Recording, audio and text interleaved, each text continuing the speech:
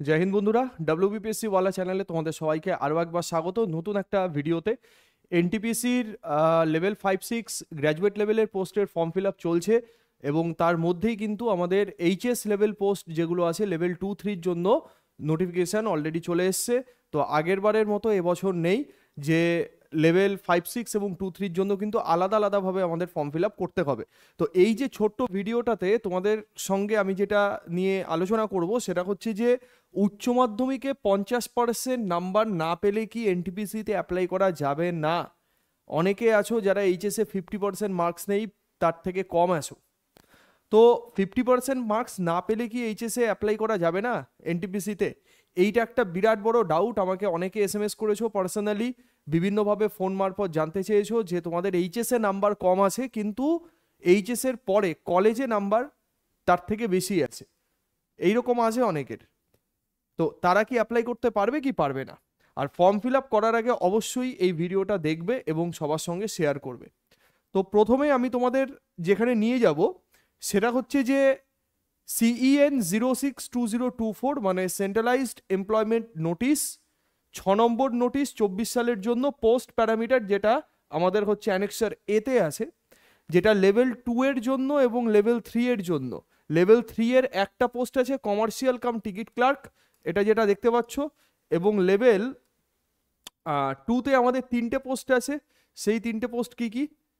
একটা হচ্ছে আমাদের account clerk cum typist, junior clerk cum typist এবং ট্রেন ক্লার্ক, যাদের বেসিক পে দেওয়া আছে এবং কোনটার জন্য মানে কার কার জন্য কি কি মেডিকেল স্ট্যান্ডার্ড লাগবে সব কিছু এখানে দেওয়া আছে। আমি এই জায়গাটাতে তোমাদের একটুখানি হাইলাইট করতে চাইবো, এই জায়গাটা একটুখানি ভালো করে দেখে নাও এবং আমার সাথে সাথে পড়ো এখানে কি লেখা আছে। এইটা নিয়ে অনেকের ডাউট আছে ভাই, ঠিক আছে? তো ভালো করে দেখে নাও। বলছে যে 12 মানে +2 স্টেজ, 10+2, 10+2 এই স্টেজে অর ইটস ইকুইভ্যালেন্ট, ঠিক আছে, with not less than 50% marks in the aggregate. 50% মার্কসের কম পেলে উচ্চ মাধ্যমিকে হবে না। দাঁড়াও, নেক্সট বলছে 50% marks is not to be insisted upon in case of SC/ST person with benchmark visibility, মানে PWD বা PWBD, এক্স সার্ভিসম্যান। তার মানে কি, জেনারেল ক্যান্ডিডেট যারা আছো সেই জেনারেল ক্যান্ডিডেটদের জন্য আমাদের 50% মার্কসের কম মার্কস পেলে হবে না, কিন্তু জেনারেল ক্যান্ডিডেট যারা নও, মানে SC/ST এবং PWD যারা আছো, তারা 50% মার্কসের কম পেলেও তোমরা অ্যাপ্লাই করতে পারবে। আচ্ছা, আরেকটা কথা কি, এবার এই যে কথাটা বলেছে না, এই কথাটা হচ্ছে সব থেকে গুরুত্বপূর্ণ কথা। এই কথাটাকে একটুখানি ভালো করে দেখে নাও।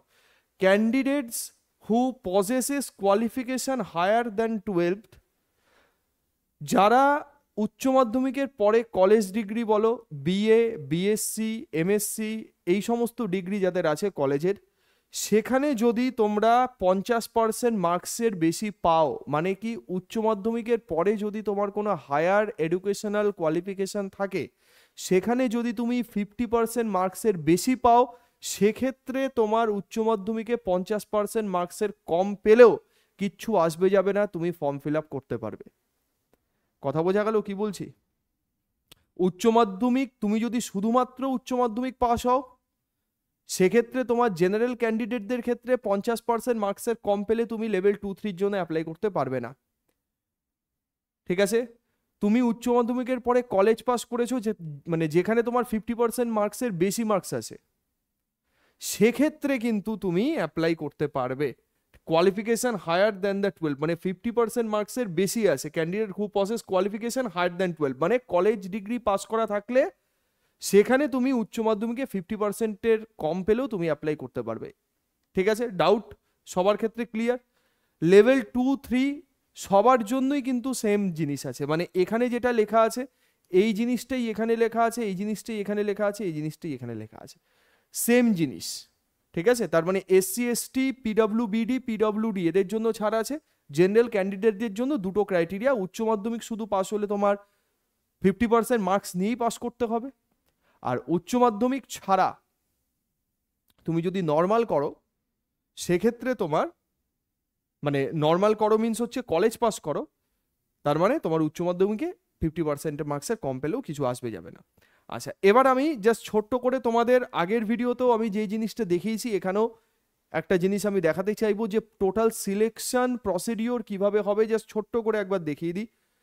তো প্রথমে তোমাকে কোয়ালিফাই করতে হবে on the basis of merit CVT 1 তুমি দেবে কম্পিউটার বেসড টেস্ট 1, যার মার্কস কিন্তু ফাইনাল মেরিট লিস্টে কাউন্ট হবে না।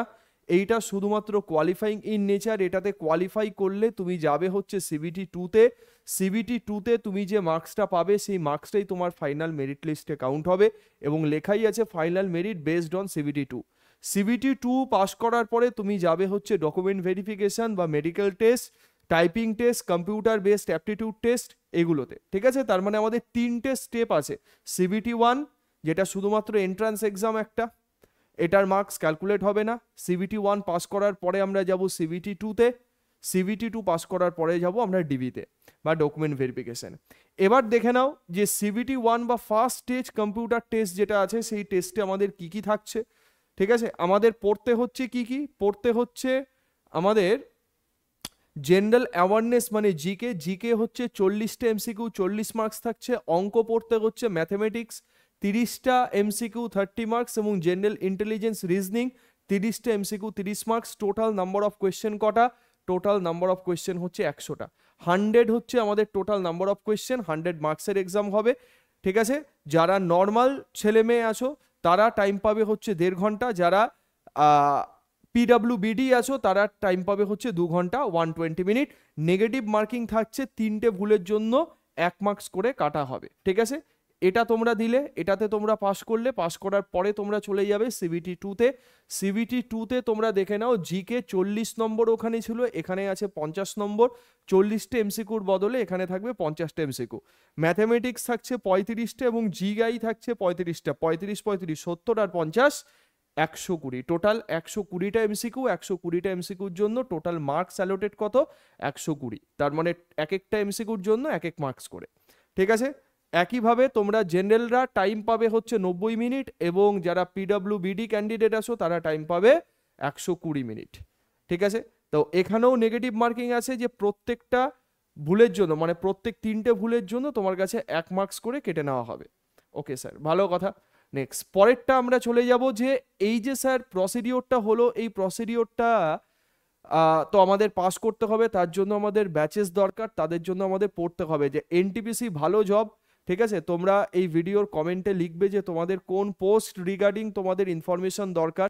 স্যালারি নিয়ে আমি একটা সেপারেট ভিডিও করব, যেখানে ট্রেন ম্যানেজার, গুডস গার্ডের যে স্যালারি হয় বা স্টেশন মাস্টারের যে স্যালারি হয়, তো সেইগুলো কতগুলো বাইফার্কেশন সেখানে থাকে, আলটিমেট স্যালারি কত হয়, সেটা নিয়ে আমি আলাদা করে একটা ভিডিও চ্যানেলে আপলোড করে দেব। তো আমাদের WBPSC ওয়ালাতে বা আমাদের PW অ্যাপে দুরন্ত express RRB NTPC selection batch, যেটা পুরোপুরিভাবে CVT 1 এবং CVT 2 দুটো এক্সামকেই কভার করবে, মানে প্রিলি এবং মেইনস দুটো এক্সামকেই কভার করছে। ঠিক আছে, যেখানে তোমরা জিকের মধ্যে যতগুলো সাবজেক্ট আছে NTPC-তে, history, geography, economics, polity, science, GK/CA সমস্ত সাবজেক্টের পুঙ্খানুপুঙ্খ ক্লাস পাবে। Theory class, practice class, test series, live mock test সব কিছু তোমরা পাবে এখানে। ঠিক আছে, যেটা অফার প্রাইস আছে 999। তো এই প্রাইসে তোমরা এই ব্যাচে এনরোলমেন্ট করতে পারো।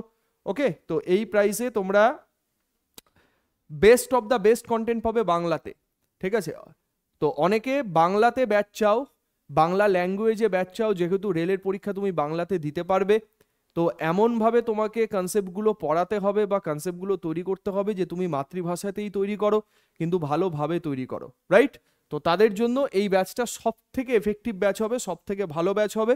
তো এই ব্যাচে তোমরা অ্যাডমিশন নিয়ে নিতে পারো মাত্র 999 ফিজে, কিন্তু তুমি পুরো জিআই, ম্যাথস এবং জিকে সমস্ত সাবজেক্টের কমপ্লিট কভারেজ পাবে। স্যার ব্যাচটা দেখবো কেমন করে?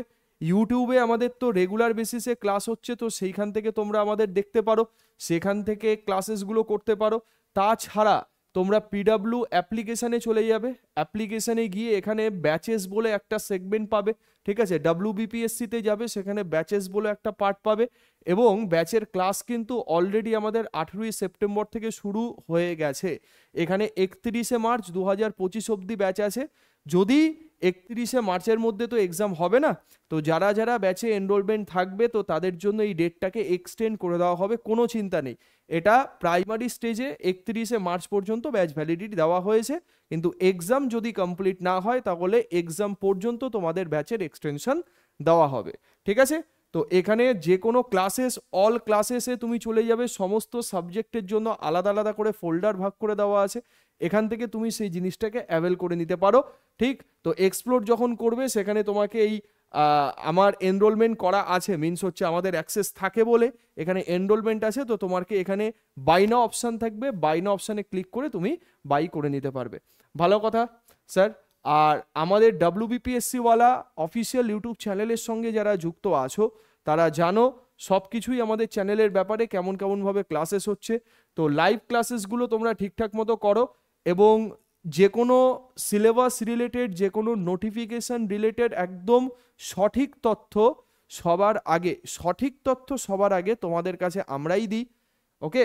এবং বাংলাতে সেই জিনিসগুলো দেখো, শুনবে, দেখবে, প্র্যাকটিস করো, কন্টেন্টের লেভেল দেখো, ডেমো দেখো, তারপরে ব্যাচে জয়েন করো, ঠিক আছে? যারা যারা আমাদের সঙ্গে এতদিন ধরে ছিলে তারা তো জানো, যারা নতুন ছেলে মেয়ে আছো, যারা আমাদের সঙ্গে আগের থেকে পরিচিত নও, এরকম যারা যারা আছো, তোমরা ইউটিউব থেকে ফার্স্টে ক্লাসেস দেখো, ক্লাসেস যদি ভালো লাগে দেন তোমরা ব্যাচেসে জয়েন করো, ওকে ভাই?